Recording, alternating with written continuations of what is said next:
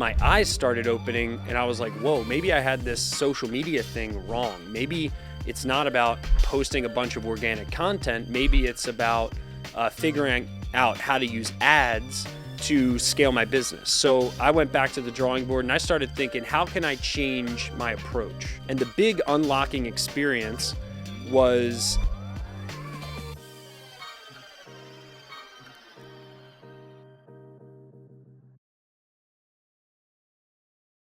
welcome to another episode of the Bill Hauser podcast. Today, I'm going to talk about some of my lessons and pitfalls around social media, how I've used social media to add tens of millions of dollars to my company, but not in the typical way of what you think about social media.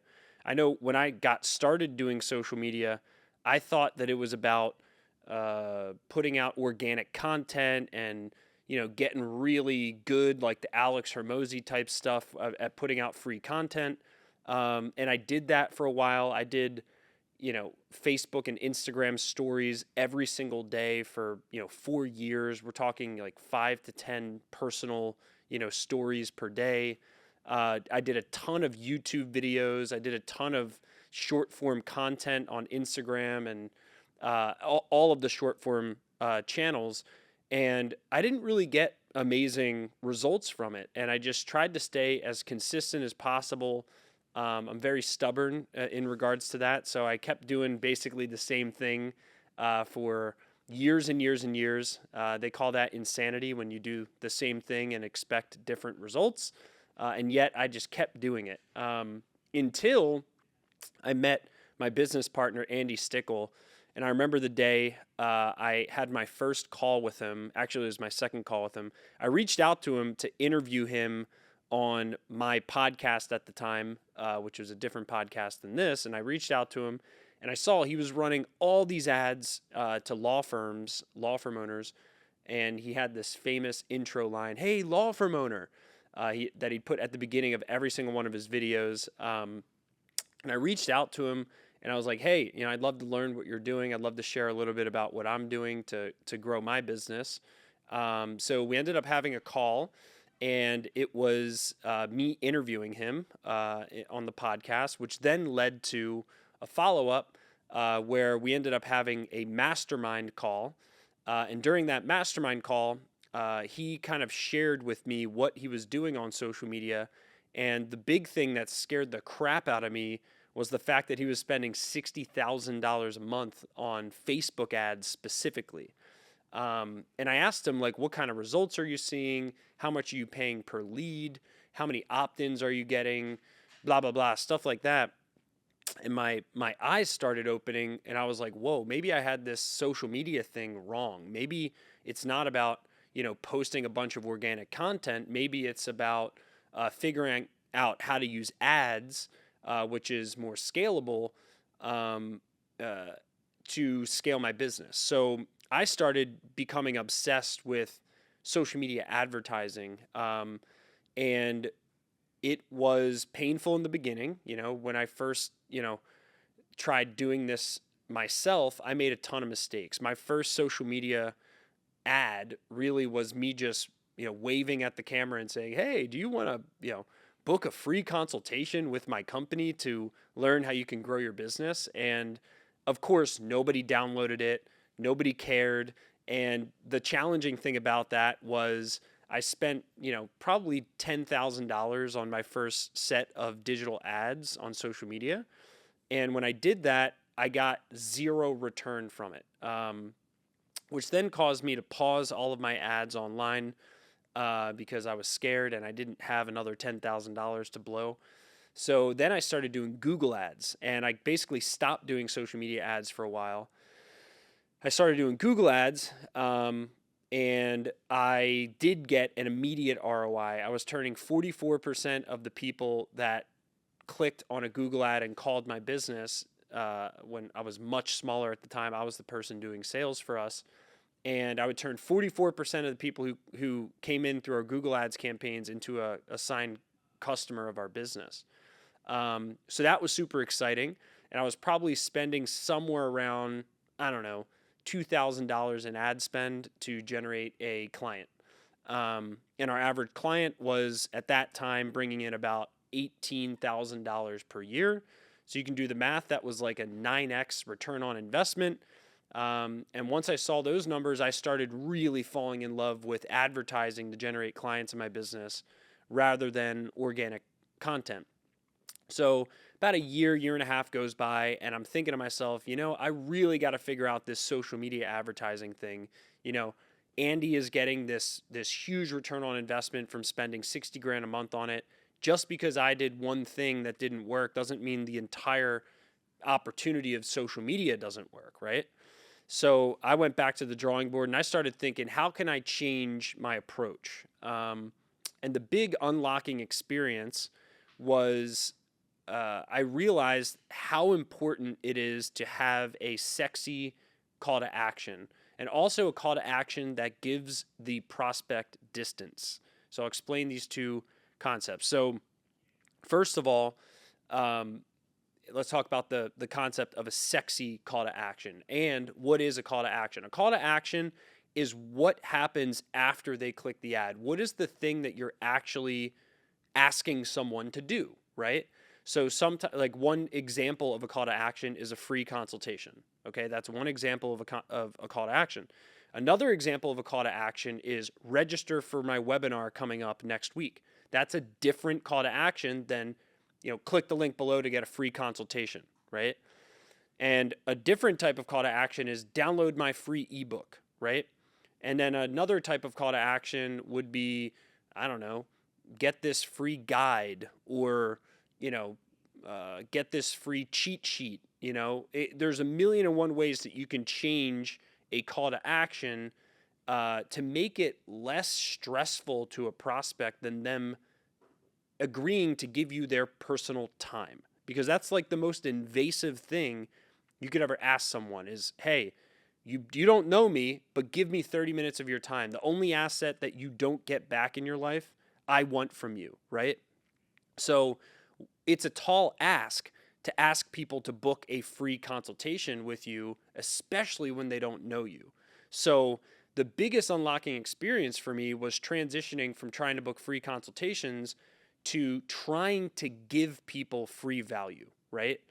And this mindset shift was first stamped in my brain when I held my first webinar. And my first webinar was the COVID-19 survival webinar. This is right after lockdowns happened, and it worked like amazingly well. I had, I don't know, maybe 500 attorneys that were on this webinar, which is crazy because to get 500 attorneys on a webinar is like really difficult to do.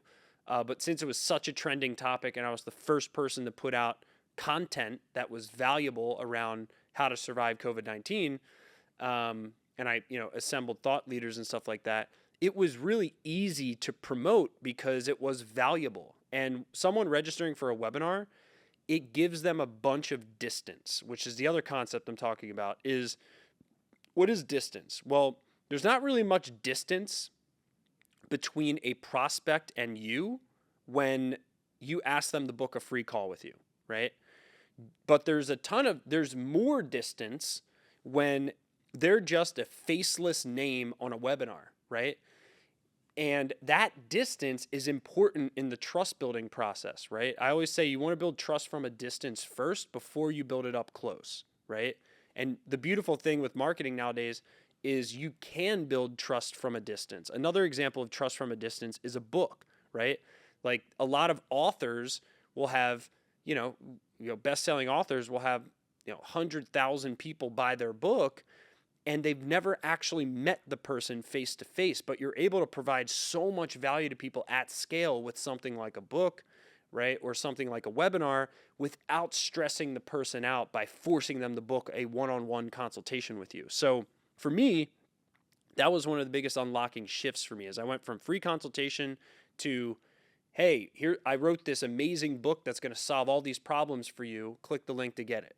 Or, hey, I'm holding a webinar next Tuesday on how to navigate blah, blah, blah, X, Y, and Z problem, or how to, grow your business using social media or whatever. And as soon as I transitioned to call to action, my cost per lead went down, my cost per book consultation went down. And even though I wasn't immediately signing up clients from it, it was building such trust in the market that the sales ended up coming downstream just because I was doing the right thing and giving people value up front and not asking what I wanted first, but instead giving people what they wanted first. And this is like really counterintuitive. Like what's interesting is like if you look at the book that Andy and I have written, it's called Law Firm Growth Accelerator. That book is 525 pages of the best content ever organized on how to scale a law firm, right? So if you look at that as an example of a trust building piece, there's a really big barrier to entry to write a quality of book at the quality that we wrote. This is not like just a lead magnet type thing that you put together in one weekend. This is like a 2.5-year project, $100,000 in writers and researchers who helped us assemble all this, designers. Like it was one of the hardest projects we've ever done in the history of our business, right?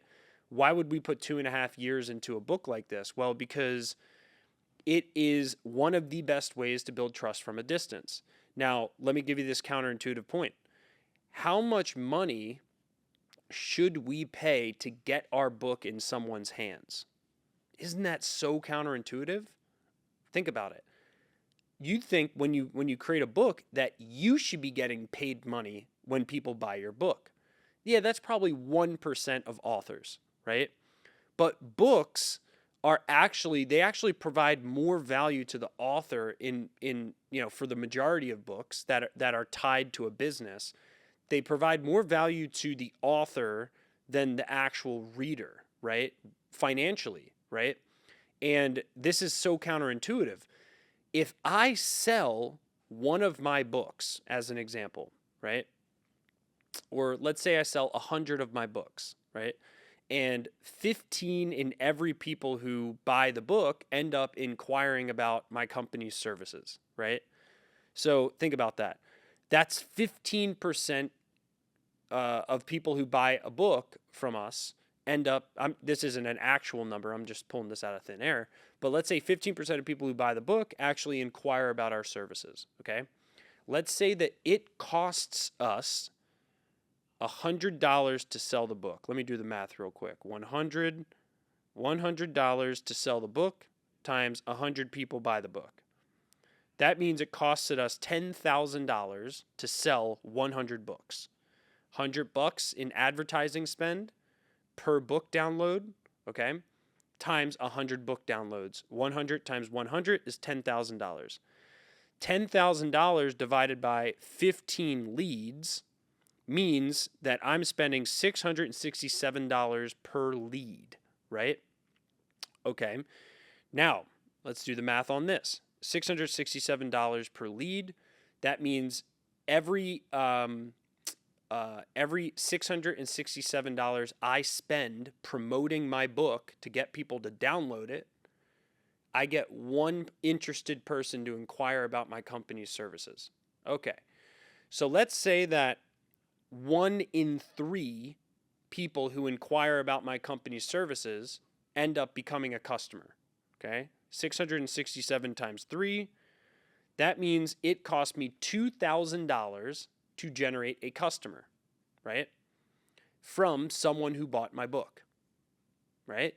So if it cost me $667 to get one lead and I close 1 in 3 leads that become a customer in my business, 667 plus 667 plus 667 equals $2,000. That means my cost to acquire a customer, or CAC, C-A-C, right, is $2,000 on a book as my lead magnet, right, or as my call to action. Okay. So if my average cost, if my average revenue per customer is, I'll just pull a number out of thin air. If it's $20,000 average revenue per customer, which is not in my company's case, it's higher than that. I would be at a 10 to 1 return on investment on my book funnel. Okay. On my book as a lead magnet, right? Okay. 10 to 1, that's a pretty good ROI measurement, right? So what if I was at a 10 to 1 return on investment for my book, then I should I would be willing, I should be willing to pay people $100 to read my book, right? Because that's how the math works. Because if I get, if I get 15% of those people that I pay $100 to read my book, I'm going to get a 10 to 1 return on investment on the back end. So it's so counterintuitive because, like, again, you think like when you have a book, you want people to buy your book, right? But the truth is, you can actually take a loss on promoting a book if on the back end you get that 10 to 1 ROI or whatever the multiple is from an ROI perspective. And that same concept applies to webinars. It applies to, ebooks. It applies to, events. I mean, like, we run a lot of events at our company. And it is just very difficult for people to wrap their head around the fact that I need to pay money to get you to receive value from me, right? Because you think like, oh, if I go provide value, everyone's going to come rush to me and come get the value. But no, you have to promote the value so that people stop what they're doing, download it, register for it, buy the thing so that they can actually receive the value. So for me, that was like one of the biggest shifts. And the part of my ego I think I had to quench was the fact that, I was in some masterminds recently, well, not recently, about 2 years ago, maybe 2.5 years ago. I was in a couple of masterminds with people that I won't name their names, but who have millions of followers online. Some of which I formed close connections with. And others I kind of studied from a distance, and I talked with them at some of these masterminds, and I asked them like, hey, you have millions and millions of followers online. Tell me about how much money you're making from all these followers, right? And this insight for me was mind-boggling, that most of the people that I met who had millions of followers online had complete trash business models on the back end. Like, whereas some of these people had, 15 million plus followers across their social media platforms, and yet they're making like $1 million a year. Whereas my companies, last year did close to $40 million a year combined, and I almost have no followers online, right? So this is like a really counterintuitive thing to understand, is like, it goes to show you that what you see, on the social media world is often an appearance, right? A lot of the people who are crushing it on social media, I'd say 99% of them, based on the sample size I've seen in these masterminds, they ain't doing the amount of revenue that you think they're doing. It's very rare that you'll find someone who's cracked that organic content game and has created a scalable, growth model on the back end of it. That's the 1%. Okay, the 99%, they kind of succeed, in spite of their business chops. And once I started seeing that, I'm like, okay, well, like, what do I want? Do I want ego? Do I want to feel good and have people stop me on the sidewalk and say, oh, you're a celebrity, da, da, da, da. Or would I rather, have less followers online and, run a business at the size that my business is, right? So this was challenging for me because I thought, part of success was that external appearance. Obviously, when we're all young and dumb, right? I mean, there's a reason that there's songs made about these two amazing words, right? Rich and famous. Why? Because those are like the core, innate, immature human desires, right? I want to be rich. I want to have as much, financial freedom as I possibly can. And I want to be famous. I want people to respect me. I want people to know me, right? And that's great, but they don't need to coexist. I would say the majority of people who are rich are not famous. If you look at the Forbes billionaire list, and by the way, the Forbes billionaire list, there are a lot of people who are billionaires that are not on that list. So make no mistake, there's not 5,000 billionaires. There's probably, I don't know, 15, 20, maybe even 30,000 billionaires. The majority of them are not reported on that Forbes sheet. Most of the people who are reported on the Forbes list have publicly traded companies. So it's hard to prove your net worth when you don't have a publicly traded company because, you can't quantify, your quote unquote percent of the market cap of the company that you own, like a publicly traded company, and the owner can. So this is a challenging thing for the ego to know that, like, hey, and then another thing is like, not everybody knows that I succeed on social media because I'm not everywhere, right? So like when I go to like social media masterminds or stuff like that, everyone's like, who are you, right? And I'm like, yeah, I'm the guy that's doing like 20 times your revenues, but yeah, who am I, right? Well, I'm also, not very, I don't really care about that anymore. I did in the past, but I just don't care. So that was one of the big unlocking things, is understanding like I'm going to do whatever the math tells me needs to happen. And I really think that like once you get the math down in terms of your cost to acquire a customer, cost per opt-in, what lead magnets work the best, on the front end, on the back end, you become really unstoppable when it comes to social media. So within that context, let's talk about like what actually works. One of the big things that we've learned is that the quality of the ad is one of the most important things. Another very important thing that we learned is the topic, how critical the topic is. You can test a million and one things. The quality of the creative and the quality of the topic are going to be two of your biggest pillars, right? You could have a landing page that is not that sexy, meaning the landing page doesn't really look that good. And you could nail the topic and you could nail the ad, and you will get more registrants than someone who has a crappy ad and a crappy topic with a beautiful looking landing page or opt-in page, right? And you really want to hit on like that starving audience topic, right? If you were the only store in the middle of the desert, let's say that there were a marathon was going on in the middle of the Nevada desert, right? We're talking the middle of nowhere, 100-mile marathon, right? There's no stores within 50 miles of your store.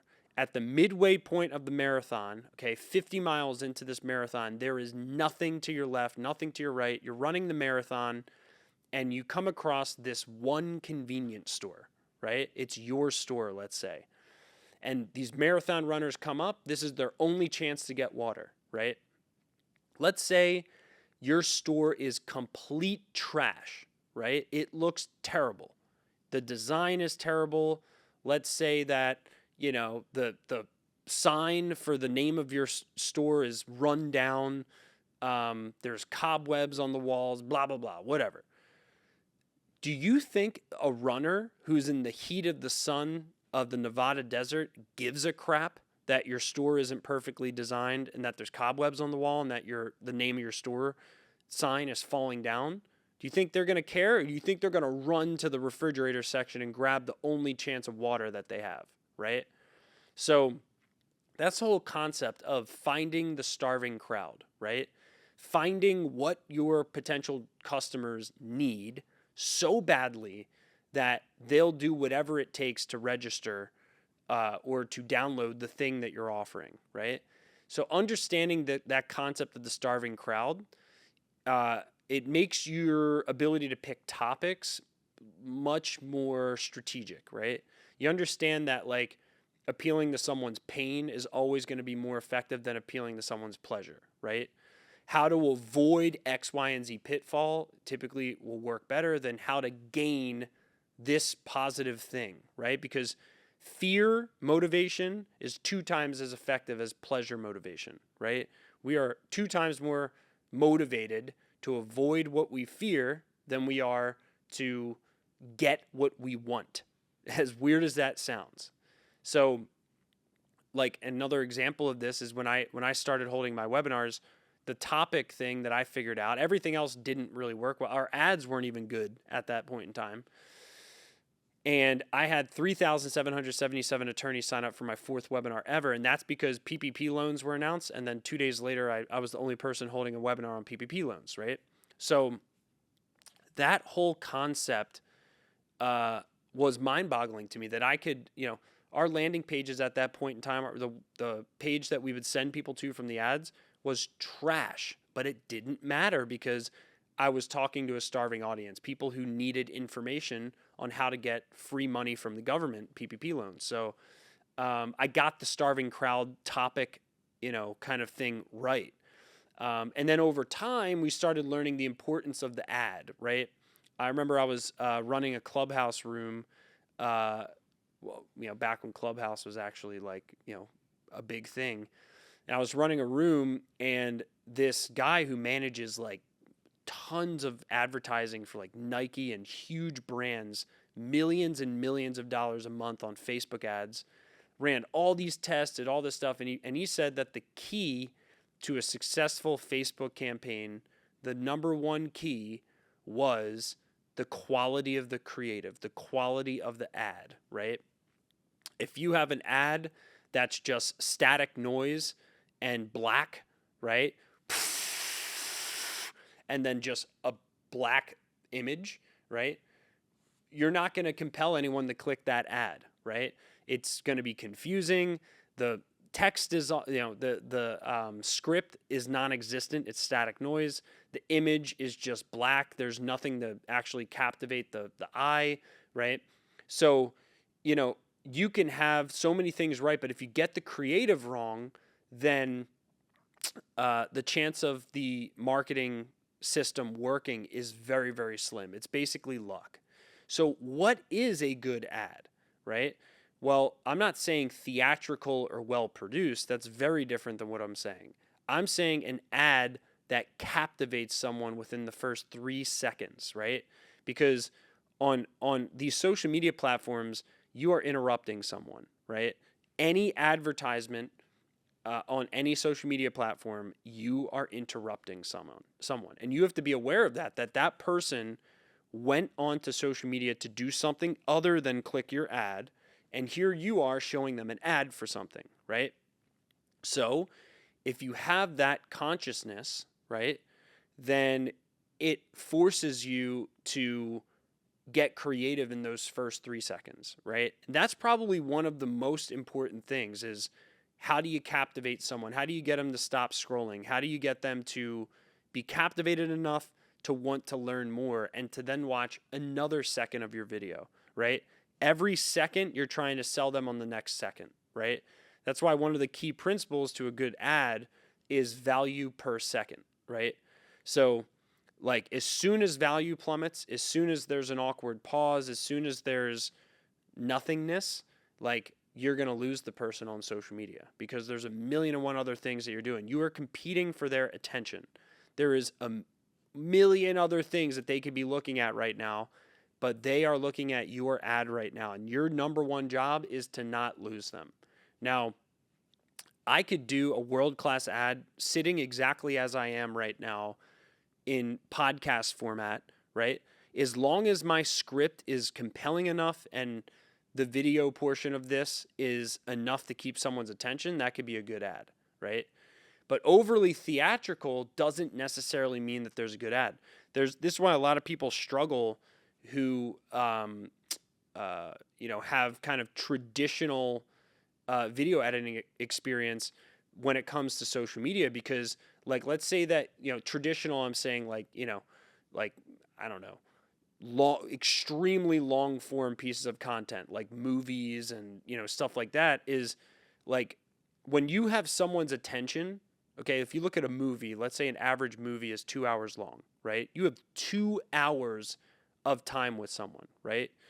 And people watch movies with the intention of finishing them, right?